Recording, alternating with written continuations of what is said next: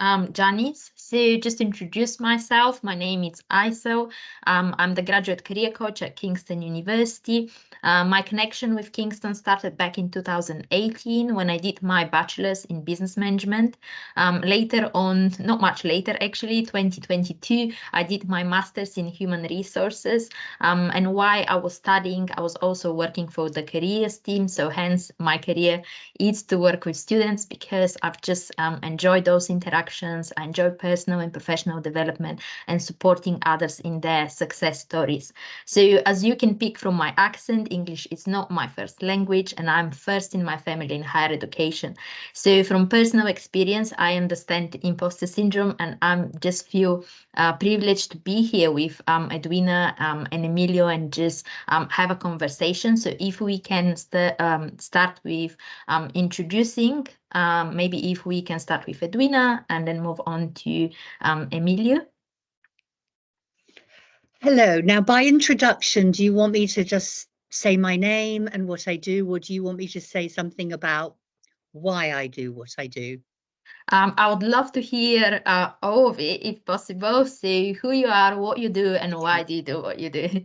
Wonderful. Thank you. Well, my name's Edwina Dunn, and really I'm here to talk about why women matter. Women are not a minority. They're not weak or lacking ambition. They're lifelong carers and they're often unpaid, but they also have tremendous hidden value, which speaks to my background and what I used to do. So, we know women are 51% of the population. They're an essential part of our future economic growth. An incredible 70% plus of all GDP is controlled and decided by women all across the world. And that's amazing and still not spoken about very much. And actually, 10% of women are leaving the workplace each year, often at the height of their experience and value, probably in all likelihood due to caring responsibilities.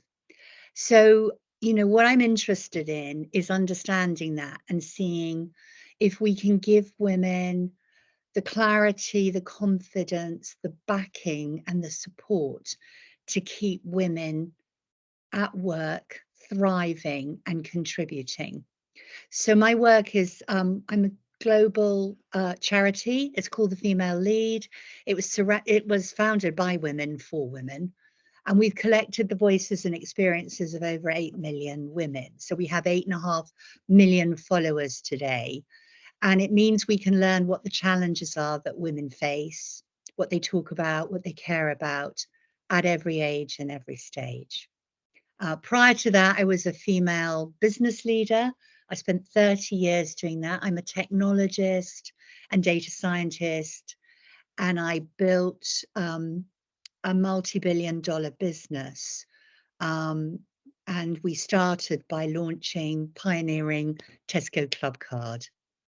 But of course, I only ever saw male leaders. And this is really what provoked me, what interested me in actually creating better role models for women, because you can't be what you can't see.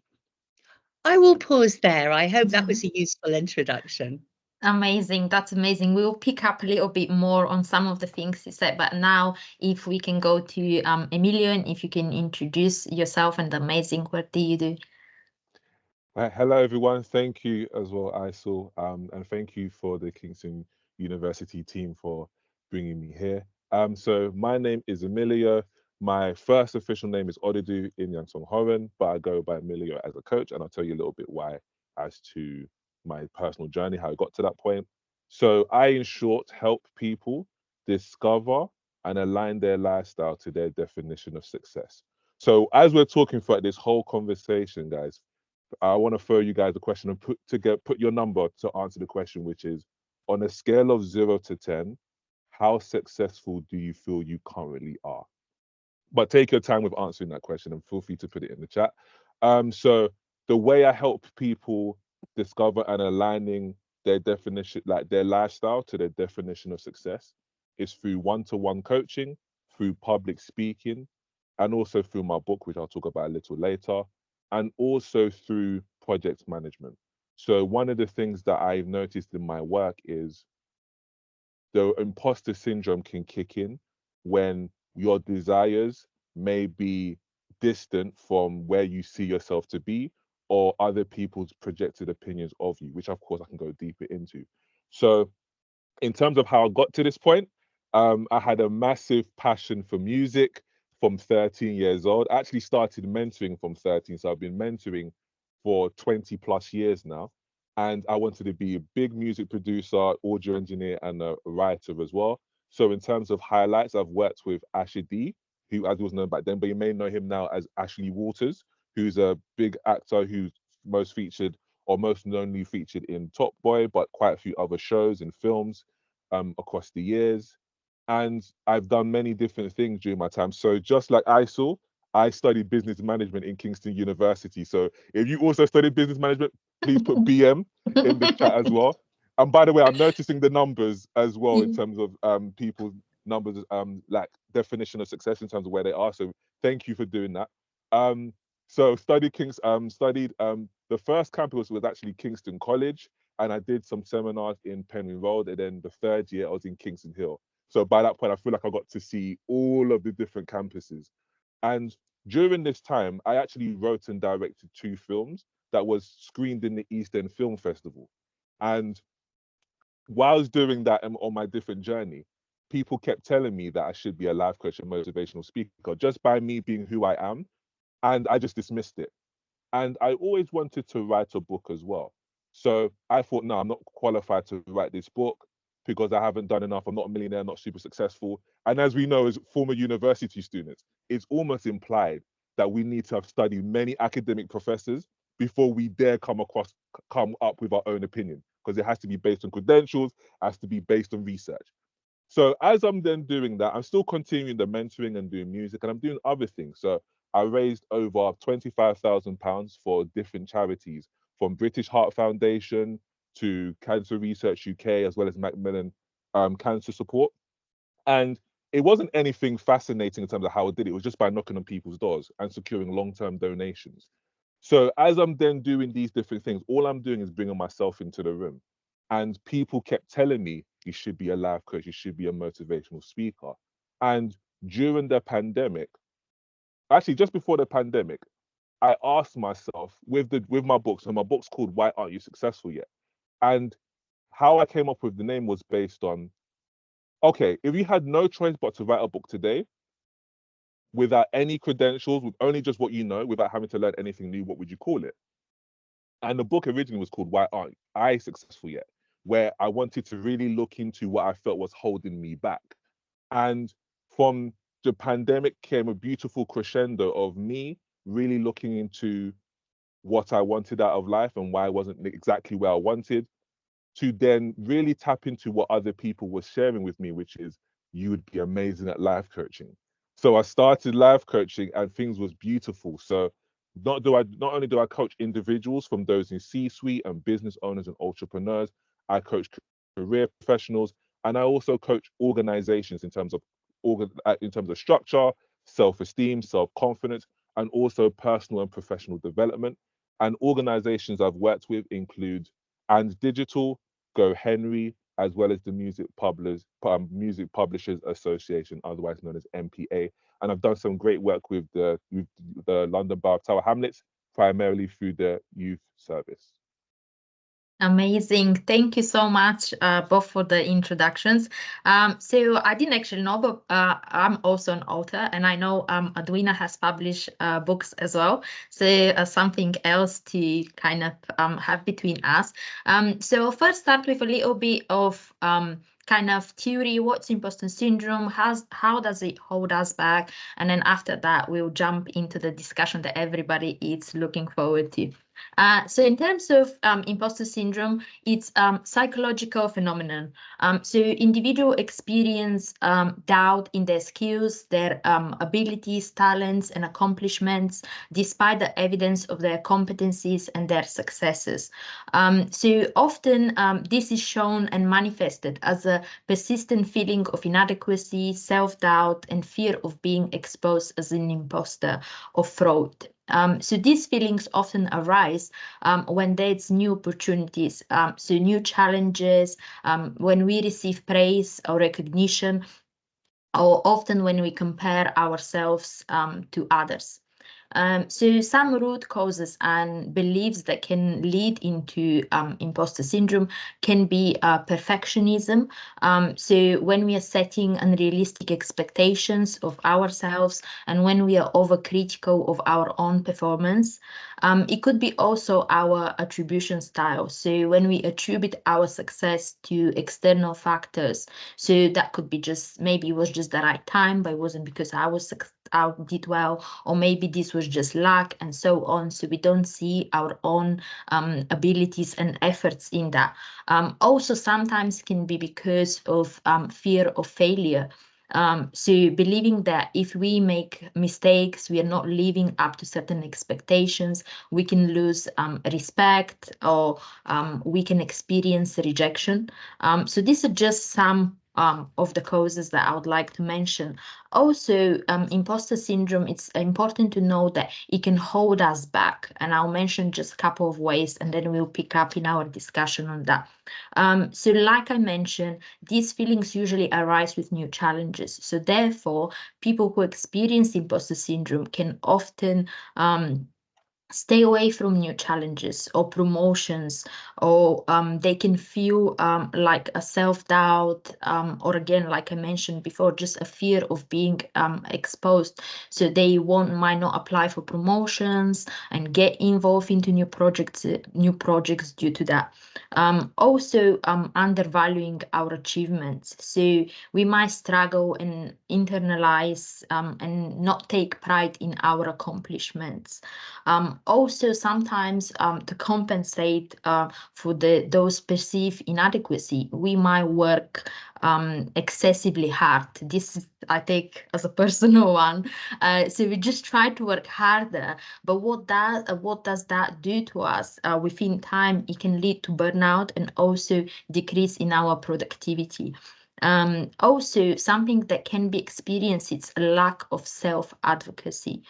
So when we don't believe in ourselves, we hesitate to speak up, to negotiate for ourselves as well, or seek recognition for our contribution. So these are just some factors. But now I would like to kind of move on and just pick up on some of those things. But before that, can I ask you both if you would be happy to share a personal experience or experience of a client you have worked with who have been able to overcome imposter syndrome successfully? So I can see Edwina smiling, so go to her first, and then we'll hear from you, Emmillio, as well. Honestly, Aysel, you set that up very, very well, nicely Thank you. explained. I think the truth is pretty much everybody feels imposter syndrome, especially at certain stages. You know, we all have moments of doubting whether we did our best, and sometimes we don't do our best, but you know what? We might the next day. And so for me, I have failed many, many times in all the work that I've done, and I've seen other people do that. And I think we have to stop talking about failing and start talking about learning, because I am a huge believer in lifelong learning. And, you know, lots of very wise, very accomplished people that I've talked to and met, they talk about the fact that their biggest gift is to keep learning. And you can't learn, you don't really learn from success, interestingly. Feels very nice, success, but you don't learn from it. You learn from failure. So when something doesn't work, you have to get smarter. You have to try harder. You have to pick yourself up. And it is about realizing that whoever you're working for, they have invested in you. They believe in you. And actually, they want you to be successful. And so if something goes wrong, you know, sometimes the best thing to do is say, what do you think I could have done better? Help me learn from this situation. But truthfully, I got good, terrible English. I got good at trying and failing many times over until I became, that's better, until I became better. And I think that's what life is all about. So imposter syndrome is about perfectionism. Nobody is perfect. Yeah, I agree with that. And you know what? Interestingly, because I grew up in Bulgaria, so I came to education, higher education here. But before that, all of my experience was from back home. And I was so scared of making mistakes. And I will always try to overachieve. And my daughter, she's 9 years old, and she said to me, "Mom, mistakes, it's how we learn." So I was like, how amazing is that she has a different mindset. So she actually embraces mistakes where I kind of scared from making a mistake. But thank you for that answer. And if we can go to Emmillio, you're a life coach. So looking forward to if you can share something from your experience and even yourself overcoming an imposter syndrome. 100%. So I think with perfectionism specifically, I think one, there can be dysfunctional and there can be high functioning perfectionism as well. And also what's important is to recognize the origin story of one's perfectionism. For me, in a sentence, perfectionism is a disease. But I'm gonna explain to you my origin story as well, because I was raised in a household of perfectionism to the point where you have to do it perfect the first time round. And if you can't envisage yourself doing so, don't bother. And tapping into Edwina's point, I missed on a lifelong worth of teachable moments by not trying to push through, but even or just having the wrong perspective. So I'm happy to start with my own personal story of imposter syndrome and how I overcame it. And part of it was, again, sometimes intellect can be used to feed fear. Because as you come up with an idea, and some of the greatest accomplishments was at some point considered impossible. So if you then come up with a great idea, a part of your brain, depending on like the more smart you are, the more reasons you can come up with that may seem logical as to why they won't work. And many great things was established with based on visions that not everyone else could see. So even when I wanted to write the book, it was just something I always wanted to do. And the question came to my mind as to what qualifies you to write this book, what qualifies you to write any book. And it took me a while to get to this point, but my simple answer is like, the book was written for me. I wrote it as I want to be the reader of this book. And for anyone else in this room, the one thing that can qualify you from pursuing something that others can articulate you may not be qualified for is simple desire. You do something because you want to. And in terms of how I helped myself, and then I also help others overcome imposter syndrome, is through a concept I call tree of good enough. So part of tree of good enough is you have the roots, you have the branches, you have the leaves. So roots of good enough is tied into self-esteem, which is, do I even believe I deserve what I want out of life just by being who I already am?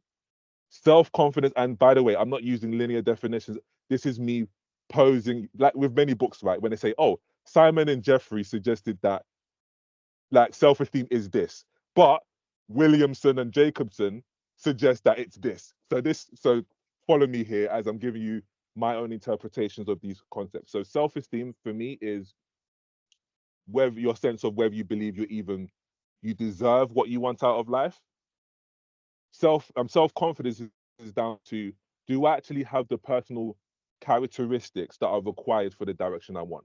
An example would be, let's say as a teacher, patience is very much appreciated in the field of teaching. So if you're naturally patient, you're going to feel more suited to teaching. And then so that's tied into the branches. And then the leaves of good enough ties into confidence, which is just the technical skills. So the reason why I say this is because many people can have the technical skills of a particular job. Let's say your definition of career is to have a particular job, But if you already have self-esteem issues where you don't believe you deserve whatever you get, any good blessing that comes to you, you're going to second guess anyway. So if you're, many people may have issues on each element of the tree. Some, it might be a level of self-esteem issues as well as self-confidence, as well as the technical skills. And some people can just be like, I know, I believe I deserve it, but I just haven't got the technical skills.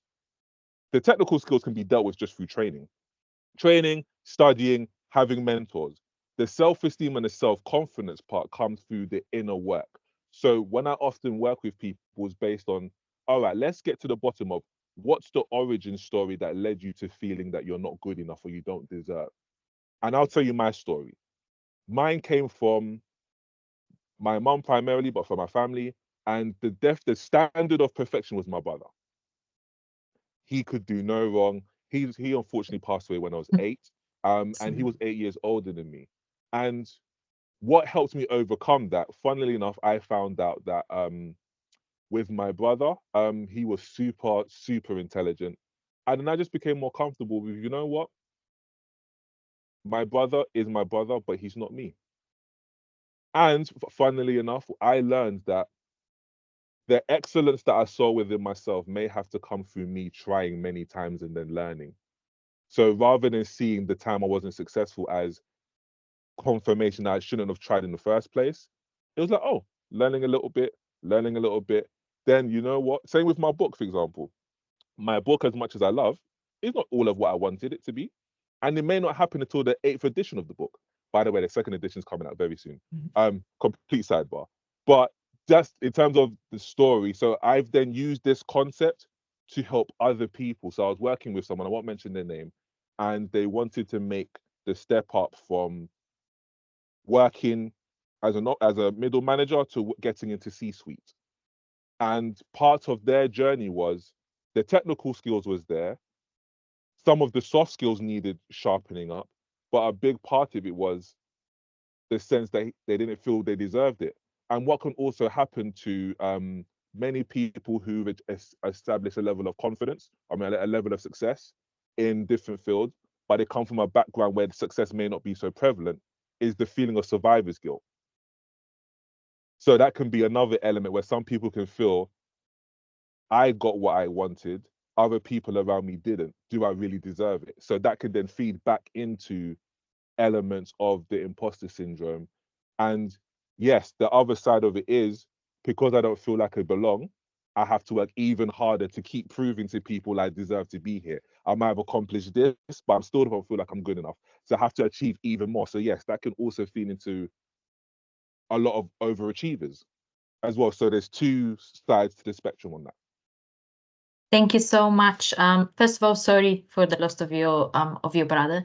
What I've kind of take from both of you, you both mentioned learning. And I think for me, what have also helped me overcoming an imposter syndrome is when I'm not confident about something, I just go and I find a way to learn more so I can build that confidence. So picking up on that, this time I'll start with you, Emmillio, if that's okay. So can you tell me about, you've mentioned some, but if you can tell me a little bit more about some effective strategies to overcome self-doubt and kind of cultivate a healthier sense of self-belief.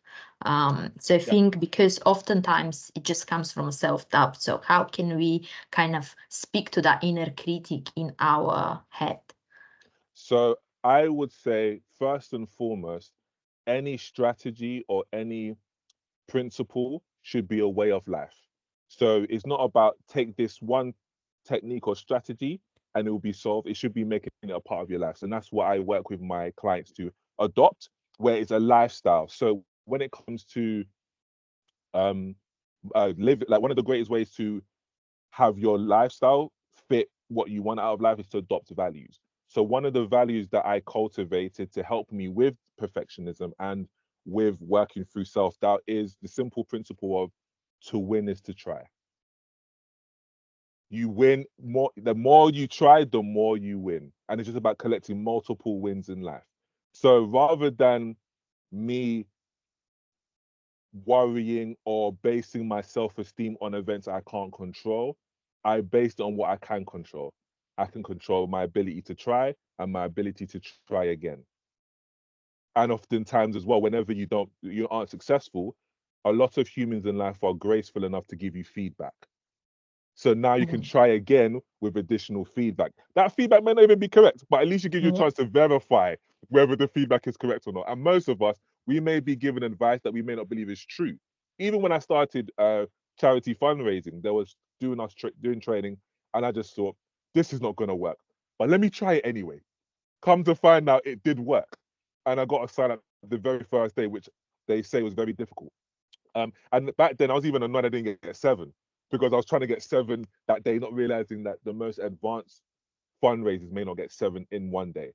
So that's the value I go by, and dealing with that self-doubt is to acknowledge it. So internal dialogue is a big part of that. So just imagine you have a friend of yours who's saying this to you. How would you respond? And when I'm at my most motivated, the way I am, if someone's telling me all the reasons why this can't happen, I'll be just there working on it to say, yeah, it's done.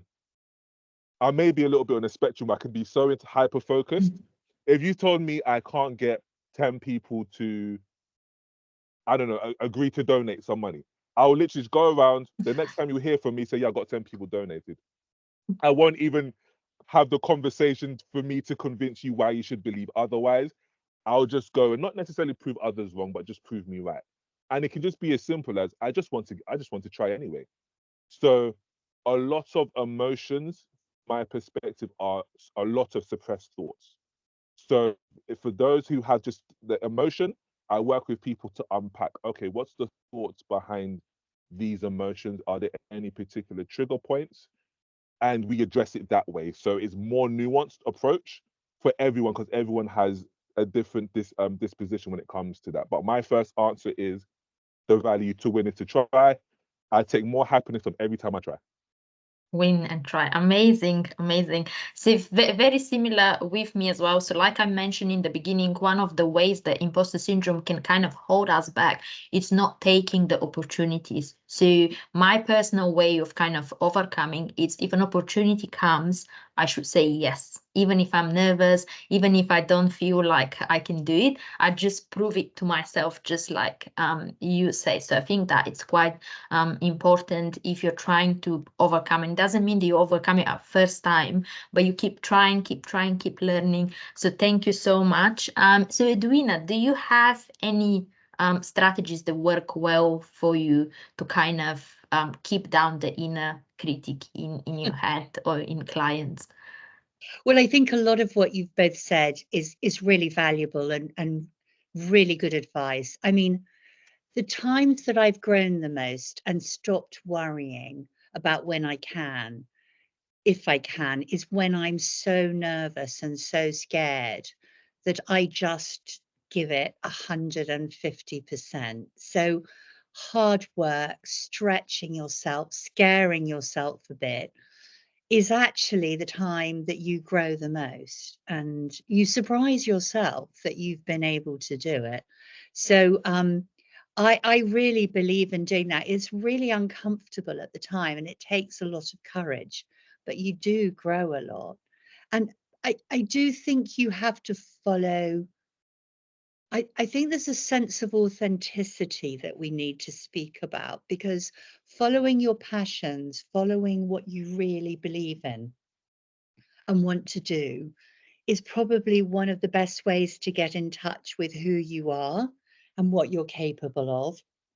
And I think there is another condition, which is people pleasing, which I think often gets in the way. And I think you start to feel less authentic and more like an imposter when you are doing something for someone else because someone else wants you to do that and wants you to be good at it.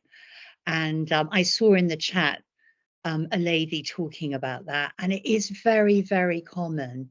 Women particularly love to please, and it does take something away from them because it's not in their heart, you know, it's not their current mindset. So trying to stick to who you really are and what you believe in can make you very happy and feel very fulfilled. And it removes some of the imposter syndrome. So I think not comparing yourself to others, knowing you, trying to believe and stretch yourself and allow yourself sometimes to be less than perfect, I think are all, you know, good things that you can easily achieve. And one more thing that I learned to do, because I don't have a very good memory. And what I used to find was I'd get to the end of the year and it would be career review time. And I learned that I would keep a note of all the things I was really proud of during the year, of things that I'd done or contributed to. So not necessarily I, but, you know, projects I'd been involved with or people I'd helped encourage or success that the company had had. And I would keep a note of them so that when it came to, you know, talking about reviews or asking for promotion, I could actually say, well, I was very proud of this contribution that I made to you or your team or the company. And to be honest, if you'd nearly forgotten about it, they certainly don't know or remember that you were part of that success. So actually sort of listing these out makes you look incredibly good at certain points in the year. And actually you walk out of that meeting thinking, damn, I'm really good. And boy, should they want to keep me and support me and grow me and all of those things. So that's something I've used that I find really powerful. Amazing. Yes, we can go to meeting.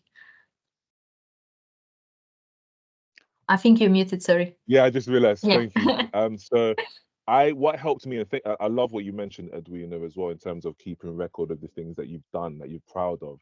Because what I then changed was, rather than trying to be perfect, I worked on trying to be good enough. And one of the things I say is a great strategy is to, or great way of life actually, is to look at and cultivate relationships with people who you consider good enough in elements of what you want out of life. So the people who are good enough, and try and study them, find out what are the similarities, if any, what are the things they did, and then ask yourself whether that resonates with you. If it does, feel free to add it on into who you are. If not, you can just say, you know what, they did it in a way that may be different from mine, but the fact they did it, I'm grateful for. And also just being around those people who are, by your definition, excellent, Yeah. you're more likely to become excellent also. Some people can have people in their lives who've done a lot and feel intimidated by it. But the fact that you know people who are already good enough and excellent means you have a far greater chance of being so yourself. And they'll be grateful in helping you realize, oh, I'm really not an imposter. Yeah. I have established people telling me how I should see myself. So that's my final bit on that question. Amazing. Thank you both. So I've just picked just on a few things. A good community. Just to kind of let people who are in just to remember easier. Having good community, seeking feedback, but also being mindful of who the people are who give you feedback as well. Constant learning. So these are just some strategies as well. What I like is not comparing ourselves to others. So in the beginning, I started with mentioning that often imposter syndrome arises when we compare ourselves to other people. And this is a question for both of you. Unfortunately, we don't have much time, but still want to pick up on this.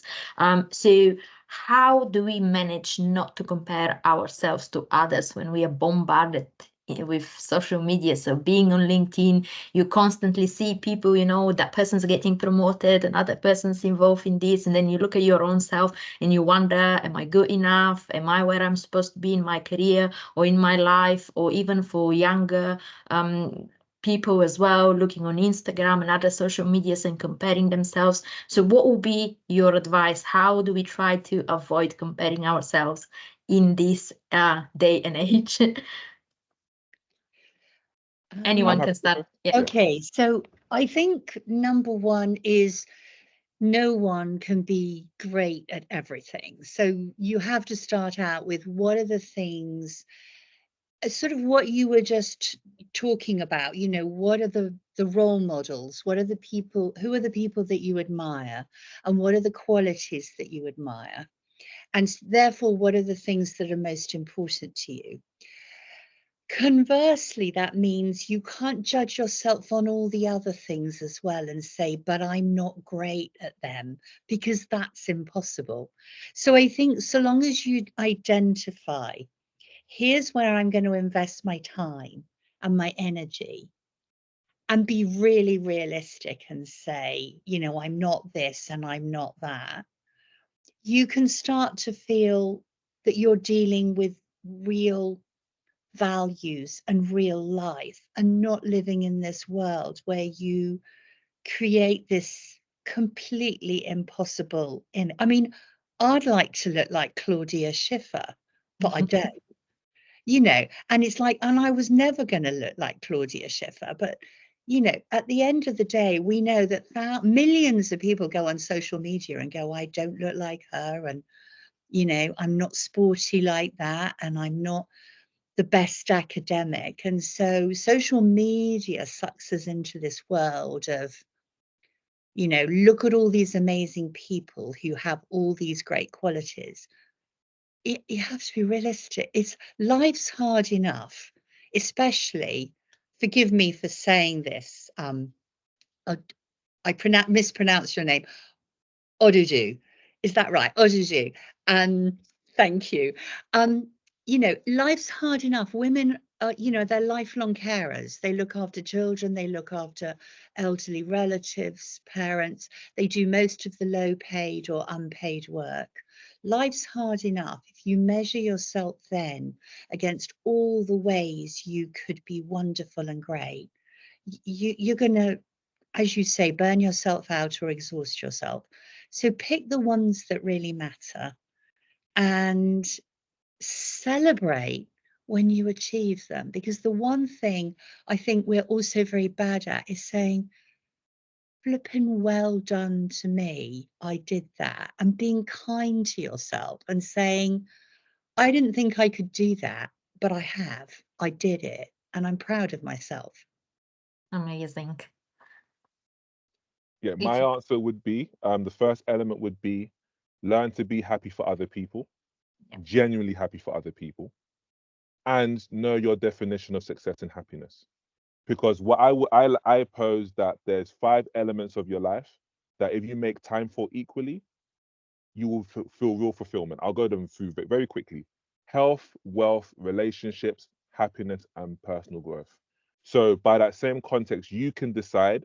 So when I work with people, it's 1, what do you want? What's your win? And how much do you want what you want? So I say this to people where I say, technically, if I helped you achieve 4 out of your 5 goals, technically I'm an amazing life coach, right? On the surface. But what if the one thing you didn't achieve meant more to you than the other 4 combined? That means I haven't really done my job at all. So one thing that is important to recognize when you're looking at others is how important was that to them compared to me? So there's people I've worked with where as they spent so much time on their career to then realize, no, relationships means everything to me. I want to be a family person. Yeah. So you would approach life differently to compare to someone who may not want kids at all, and they just want to go traveling and just maybe just be by themselves and have some pets. So it's important to understand as people are successful, because we all have different definitions of success, it means we can all find it. One of for me, the biggest contributors of ill health and just like dis-ease as well is the fact that we're all pursuing the same definition of success when not all of us actually share it. So that would be my answer. So you can be genuinely happy for someone because they want something that you may not necessarily want. But at the same time, if it is the elements of what you want, get in touch with them. Give them some good messages, some good vibrations. You may even ask, how did you manage to balance all of this? I'm always open for different ideas. Exactly. That's the mentorship kind of, that's what I speak to recent graduates as well. If they come to me and they say, I'm not sure what kind of career or what kind of path I can go through with my degree. I say, you know what, we have LinkedIn. You can go on LinkedIn, look at people who have graduated in similar degrees, and they're very open to give you an advice. So sometimes they're like, can I do that? Yes, of course you can do that. You can ask people, how did you get to where you got? I'm impressed by your success, or something like that. I love this conversation. Unfortunately, it's kind of coming to the close because we just want to open for questions as well. So why people can type their questions in the chat, and Janice is here to help us lead on that. Thank you, Janice. Oh, thank you. That's been amazing to hear all these wonderful. I can't believe it's. We could carry on for so much longer. We have powered through that. It's absolutely incredible. And there was just building on the kind of. I actually, I'm going to start with my question while people start to think a little bit more. I know there was a couple of questions I'll pick up on, a very long chat as well, which is great to see. We all work with many different talented people who are all doing very successful things. As a co-worker, or as an individual, or a friend, or even a family member, what advice would you give to someone to kind of help someone who you feel, if they feel might be suffering self-doubt or imposter syndrome in their sort of what tactics could you give to sort of help share the love when you see some really credible and wonderful people doing great things, but they don't see that sometimes. So I'm going to put maybe that open to the floor. Maybe Edwina, I'll start with you.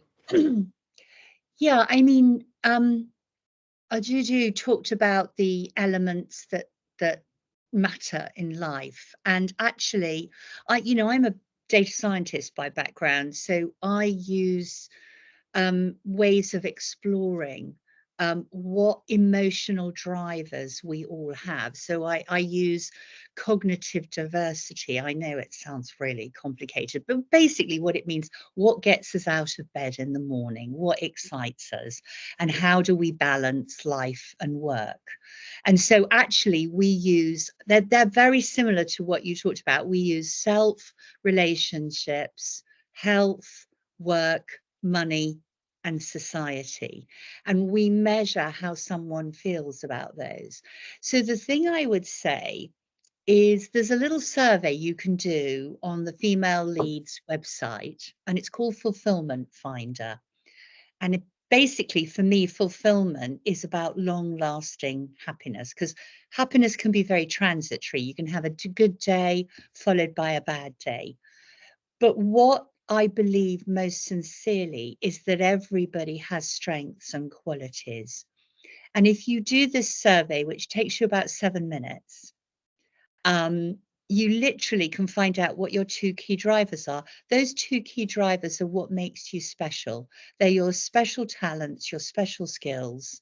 They're what make you distinctly you, and it's what unites you with other people who are similarly motivated. So there are about 12 personas that you can come out with. My persona is reformer, which will probably not be a surprise, because I love changing the world in my little way and doing things that I think make life a bit better for women. And that's what I enjoy. My 2 drivers are power and enjoyment. So if I feel I'm having an impact and I'm loving my work, I am so happy I could work 7 days a week. That's it. And you find out what your emotional drivers are. Once you play to those strengths, once you feed them, every single person can feel valued, important, and liberated.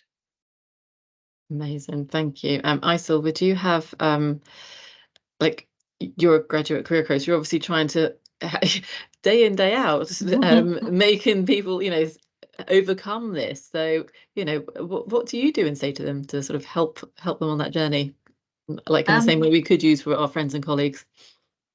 It's very similar. Think of what are your values. Even for me, I've learned that from a coach. It was actually someone else who graduated in Kingston and offered me a free coaching. So I took that, and what I've learned through the coaching session is that I need to be clear about what are my values, and then everything else gets a lot easier. So if you are applying for a job role, you read the job description, you go on the company's website, you see their vision, mission, and values, and you think, do they align with mine or not? And then it becomes very easy to choose whether you apply for that role or you don't apply for that role. So I kind of try to tell the students that I work with to be confident in their abilities. We do a webinar called Managing Stress during interview, because that's when most people really, from my experience, come up with the imposter syndrome and they feel uncomfortable. So I try to tell them, be confident, because there's a reason why you're there.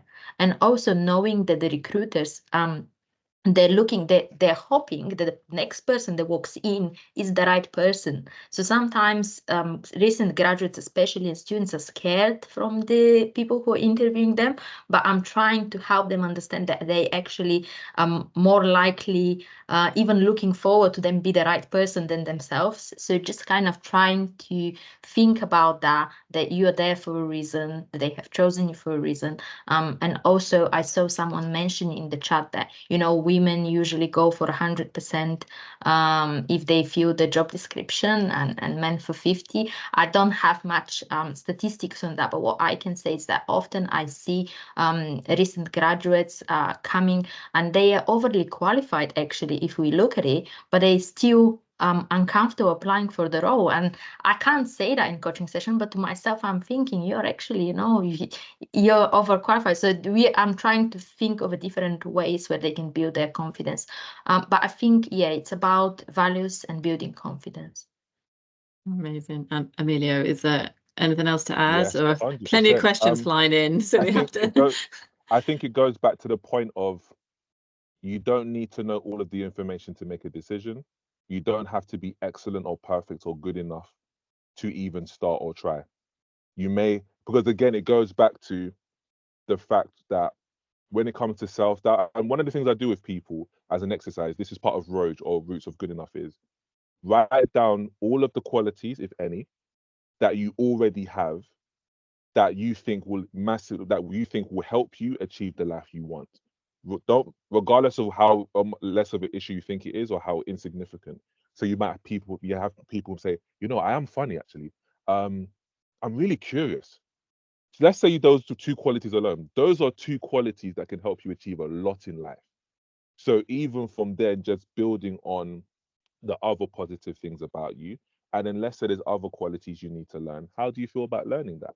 So you may not be good enough because of technical elements, but the idea of learning it excites you. So that's one of the ways in which you can ease self-doubt, whether it's in the workplace or even in a personal setting. Amazing, thank you. Right at the beginning, there was a question. Unfortunately, I don't know who posted it. I say right at the beginning, and I'm going to direct this to Edwina. Was do you have to be sort of an alpha female to be very successful in the workplace and feel like you're achieving, or is that actually part of the problem? Is not being authentic, I guess, is probably the answer. But I just thought it was right at the top, and I thought I better ask this question. And Edwina, if you wouldn't mind answering that. No, I grew up at a time where that was the wisdom, that you had to dress like a man. I went to work with shoulder pads and high heels, and that was the era, and it was all about power dressing and being a powerful woman. It's not like that at all. I think you just have to be really confident and believe in what you do. And some of the best people I've ever worked with are more introverted than extroverted. They're quiet in meetings. They speak softly, but when they speak, everybody listens. So no, you wear your own style with pride, and you don't have to be anything other than who you are. But I think, Aysel, as you said, the harder you work, the more successful you become. And that's a really good replacement to the word lucky. Wonderful.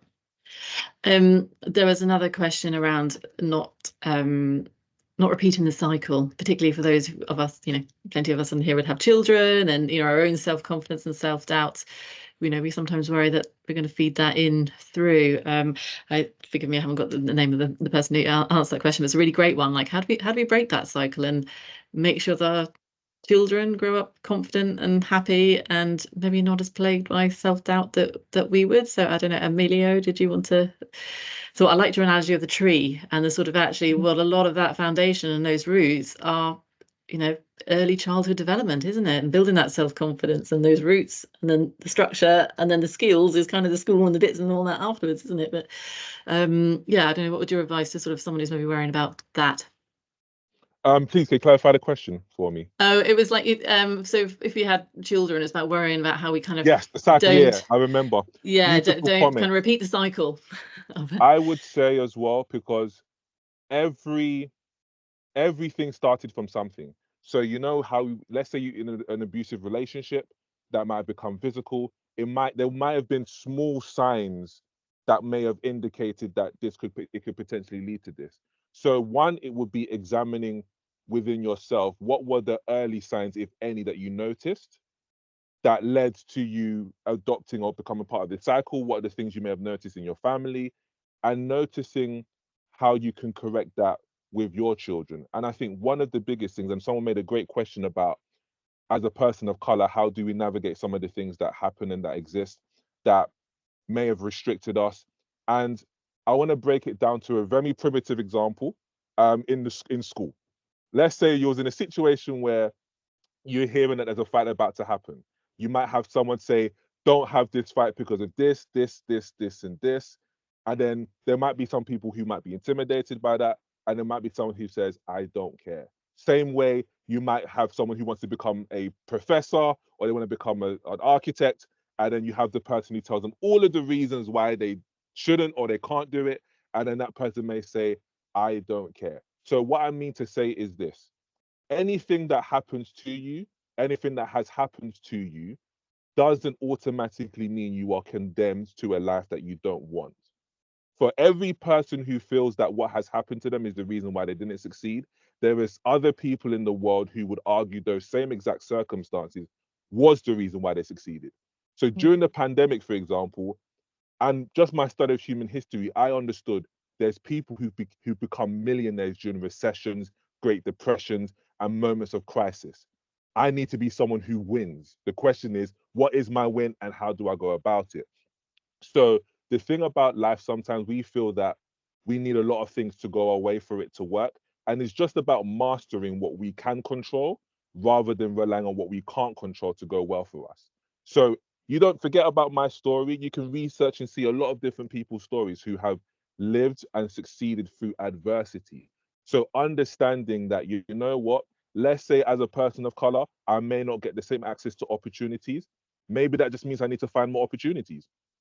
So if it is true, let's say the person who's not a person of color can find success in 5. Let me go look for 10. How do I feel about looking for 10? And then it gets to a point of, you know what, I just enjoy looking for opportunities, period, where I have more opportunities than I need, then I actually just share the opportunities to people in my universe who may feel that, oh, I can't do it. So really is about adopting the abundance mindset versus the scarcity mindset. A lot of us, and even deeper than that, all of our decisions and actions and way of life can be fed by 2 primary emotions: fear and love. The more we live by fear, the more we feel antsy that this may be the only opportunity I get, hence perfectionism, hence imposter syndrome. But if you live more by love, abundance. So if I didn't do amazing on this attempt, I'm going to have many opportunities to attempt, whether it's in the same universe or the same job opportunity or another one. So, and even with that same concept of love is the idea that regardless if this moment does not go my way or not, I am going to be okay. That would be my short answer, not giving the half an hour answer. We're at time now, so and we're just good. I think I'll keep on that question. It's sort of a nice combination of, about the next generation and Seema's question around kind of things that you do as a person of color, or as we talked about your experience of coming here from Bulgaria and just maybe being a bit of an outsider. Like, how do you remain positive and confident through that, because you all seem just so incredibly confident. But then you also mentioned, you had children and then making sure that they have that. So yeah, Aysel, maybe if you wanted to add on to that. So with me, often people, I like when Emmillio mentioned that a lot of people were telling him, well, you should be a life coach, you should be a motivational speaker. Actually, before I decided to do human resources, everyone around me was saying, you should work with people, you're great at this, you should work, but I didn't have that belief system. So for me, it's having that community of people who can support you. And because I'm a mother, this is very important to me. So my daughter learns from me, but she also learns from people around me.